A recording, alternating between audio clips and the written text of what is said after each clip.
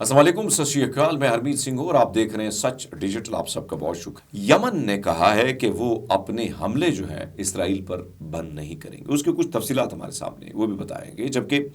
ऐसा लगता है कि डोनाल्ड ट्रंप पहले तो ऐलान करते हैं कि वो जंग नहीं चाहते, जंगी मामला से दूर रहना चाहते हैं, लेकिन अब कुछ खबरें ये आ रही हैं कि चीन के साथ वो जंग करना चाहते हैं। दीगर बहुत सारी खबरें हैं जो इस वीलॉग का हिस्सा है। आप सबका बहुत शुक्रिया जो आप हमारे साथ जुड़े हैं और सच के इस प्लेटफॉर्म के ज़रिए सच पर मबनी खबरें हम आप तक पहुंचाने की कोशिश करते हैं। सबसे पहले तो हम बात करते हैं, इस वक्त आपके सामने रख लेते हैं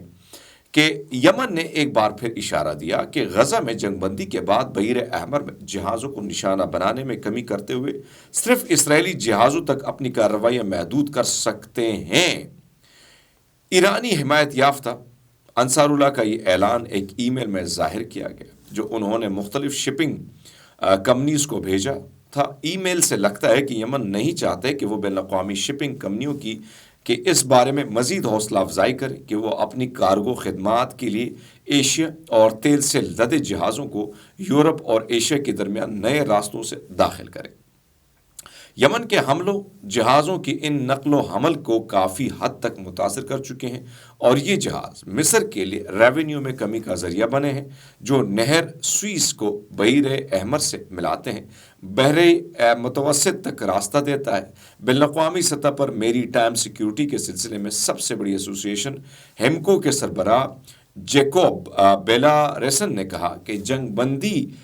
कमज़ोर हो गई है, इसलिए वो समझते हैं कि इस जंग बंदी के ख़िलाफ़ वर्जी किसी एक जानिब से मामूली से भी हो गई तो मामला दुश्मनी तक बढ़ेगा और जिसके नतीजे में यमन दोबारा जहाज़ों पर हमले शुरू कर सकते हैं। अब यमन का इस ऐलान के बाद जो है ज़ाहिर बात एक तशवीश की लहर दौड़ गई है कि एक तरफ तो सीज़ फायर हुआ है और इसराइल, आपको पता है कि मैंने कल के व्लॉग में भी कहा था कि इसराइल के अंदर उसकी जो हुकूमत है, उसके जो लोग हैं, उसकी जो अवाम है, उसकी जो मीडिया है, वो ये बात करती है कि इसराइल को बहुत बड़ी शिकस्त हुई है इस जंग में और शिकस्त को उन्होंने तस्लीम भी किया है और बड़े बड़े इल्ज़ामात भी हुकूमत पर लगाए हैं। फिर ख़ासकर फ़ौज के हवाले से अगर मैं बात करूँ तो फ़ौज इससे पहले भी असलहा डाल चुकी थी। उन्होंने कहा हम मज़ीद नहीं लड़ सकते, हमारी इतनी जो है अब हिम्मत नहीं रही कि हम मुसलसल लड़ाई करें। उस लड़ाई को मुसलसल करते हुए हमें काफ़ी नुकसान हुआ है। इस वजह से आप ये कह सकते हैं कि हालात का तकाजा अगर यमन हमले करता है तो ऑलरेडी आपको पता है कि मिस्र भी बहुत ज़्यादा नुकसान उठा रहा है, फिर इसराइल को जो नुकसान मुख्तलिफ बंदरगाहों से उठाना पड़ा है वो भी हमने आपके सामने रखा है, तो इसलिए मामला बड़ा गंभीर हो सकता है। अब आते हैं फ्रांस के जो पॉप हैं उनका बड़ा खूबसूरत बयान आया हुआ है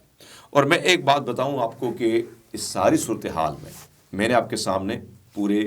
1.5 साल तक या मैंने मिडल ईस्ट के हवाले से आपको खबरें दी और मेरे ख्याल में कुछ 2500 से ज़ायद मेरे जो हैं वो व्लॉग हैं सिर्फ़ और सिर्फ किस पर,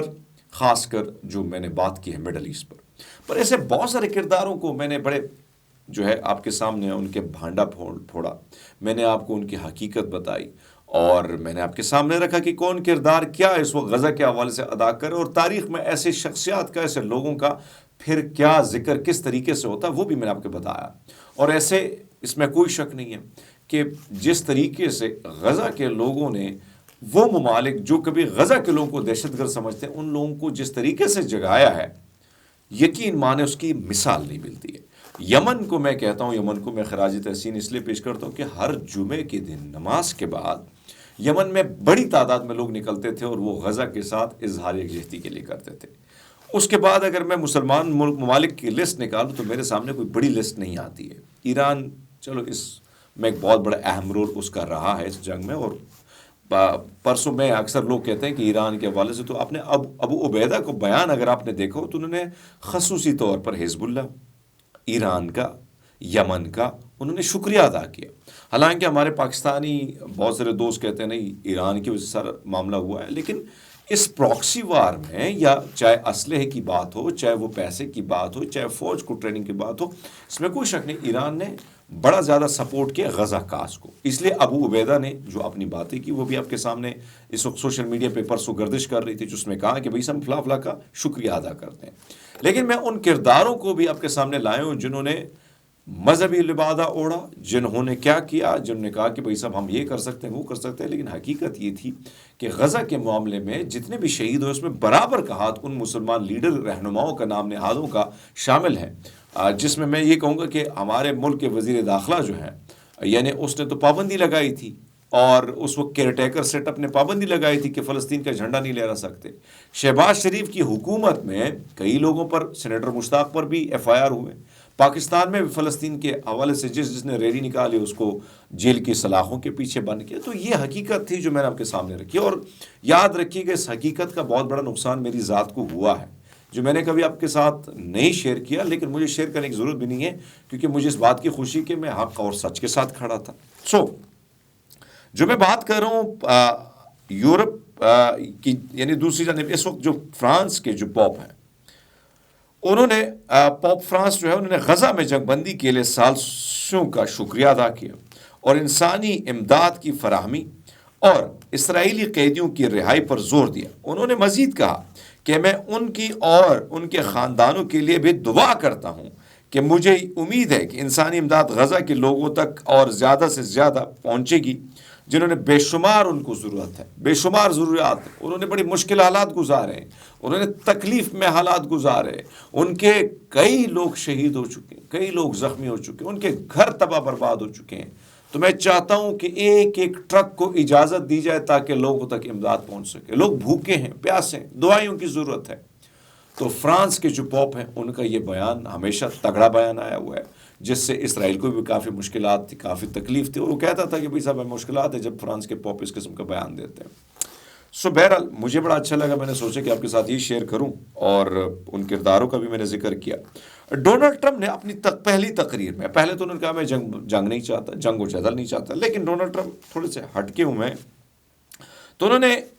چین کے ساتھ جنگ چھڑنے کا عندیہ دیا۔ انہوں نے کہا کہ پیناما کینال کی تعمیر میں ہم نے 38,000 جانیں گنوائی، یہ سب سے مہنگا منصوبہ تھا، لیکن ایک احمقانہ فیصلے کے ذریعے پیناما ہم نے کسی اور کے حوالے کر دیا۔ بدلے میں ہم نے اس ملک سے عزت کی توقع کی، لیکن یہ ہماری عزت ہی نہیں کر رہا ہے۔ ہمارا جہاز یہاں سے گزرنے کے لیے بھاری قیمت ادا کر رہے ہیں،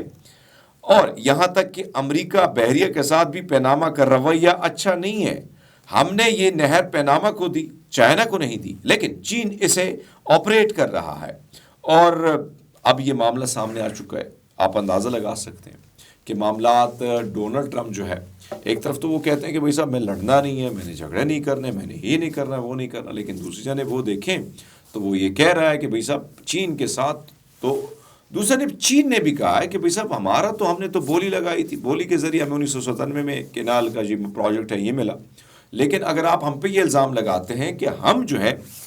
اسی کے تھرو کوئی غلط کام کریں، کوئی ایسی چیز پھیلانے کی کوشش کر رہے ہیں جس کی وجہ سے آپ سمجھتے ہیں، تو یہ غلط الزام ہے۔ ڈونلڈ ٹرمپ نے یہ الزام لگایا کہ نہیں ایسا نہیں ہے، آپ کے جاسوس ہیں یہاں پہ۔ پھر آپ اندازہ لگا لیں کہ ایک طرف تو وہ کہتے ہیں میں پیوٹن سے ملنا چاہتا ہوں، زیلنسکی کو میں نے انوائٹ نہیں کیا، میں جنگ و جدل نہیں چاہتا، میں مڈل ایسٹ کو چھوڑ کے اپنی فوج ساری جو ہے امریکہ میں جمع کرانا چاہتا ہوں، میں جو ہے پیس کا علمبردار بننا چاہتا ہوں، لیکن دوسری جانب اس کا بیان آپ کے سامنے ہے کہ پھر وہ چین کے ساتھ پنگا بھی لینا چاہتے ہیں۔ تو آپ اندازہ لگا سکتے ہیں کہ کیا ہو رہا ہے۔ بہرحال اب تک کے لیے اتنا ہی دوستو، اپنا بہت سارا خیال رکھیے گا۔